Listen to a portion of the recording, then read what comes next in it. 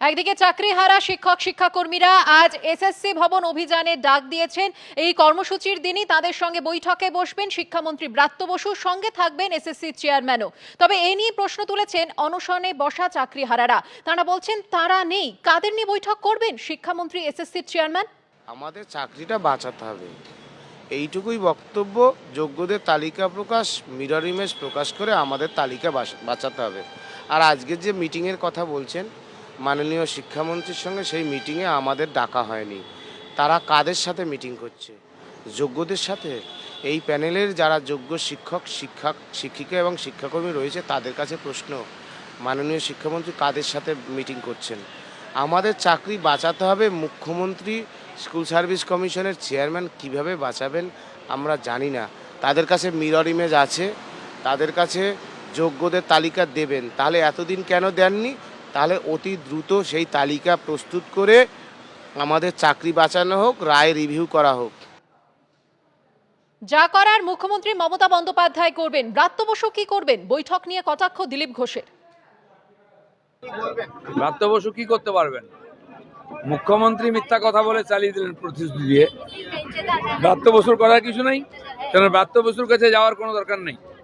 যান, চা খান, ঘুরে আসুন, আর এরকম আপনাদের ঘুরিয়ে ঘুরিয়ে সময় নষ্ট করা হবে। সেজন্য মুখ্যমন্ত্রী দায়িত্ব নিন। তার সরকারে গন্ডগোল করেছে, তিনি তার সরকারের প্রতিনিধি উকিলদের বলুন কোর্টে গিয়ে 18,000 লোকের যে লিস্ট আছে সেটা জমা দিন। আগে এদের চাকরির ফয়সালাও, এরা জয়েন করুক, তারপর বাকি কথা হবে। বিকৃতি থেকে নষ্ট করা নিয়োগ দুর্নীতি কাণ্ডে বারবার উঠে এসেছে। নিয়োগ দুর্নীতি কাণ্ডে বারবার আমরা দেখেছি ওয়েমার শিটের কথা উঠে এসেছে। আমরাই দেখিয়েছিলাম সেই ছবি যেখানে সাদা খাতা জমা পড়েছে, অথচ 0 থেকে বেড়ে নম্বর হয়েছে 50, 52 বা 53। এবং ওয়েমারে যে কারচুপি হয়েছে তা সুপ্রিম কোর্টের রায়ের কপিতেও উল্লেখ রয়েছে। আমপান হয়েছিল না, বিল্ডিং ক্রস হয়েছিল, আমরা নাকি ফাইল হারিয়ে দেবো, তা ওনারা মিরর ইমেজটা কি করে হারিয়ে ফেলেন? এসএসসি নিয়োগ দুর্নীতির মামলায় এবার ক্রমশ জোরালো হচ্ছে ওএমআরের মিরর ইমেজ প্রকাশের দাবি। এই দাবিতেই শুক্রবার রয়েছে এসএসসি দফতর অভিযান। চাকরিহারাদের দাবি, এই দুর্নীতির দুধ কা দুধ পানি কা পানি করার উপায় একটাই, ওএমআরের মিরর ইমেজ প্রকাশ।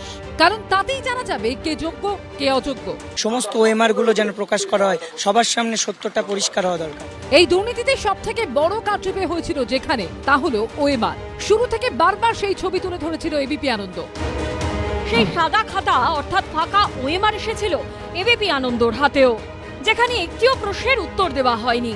একটিও প্রশ্নের উত্তরে কোনো কালির দাগ নেই, অথচ এই প্রার্থীরা স্কুলে চাকরি পেয়েছেন বলে সিবিআই সূত্রে দাবি।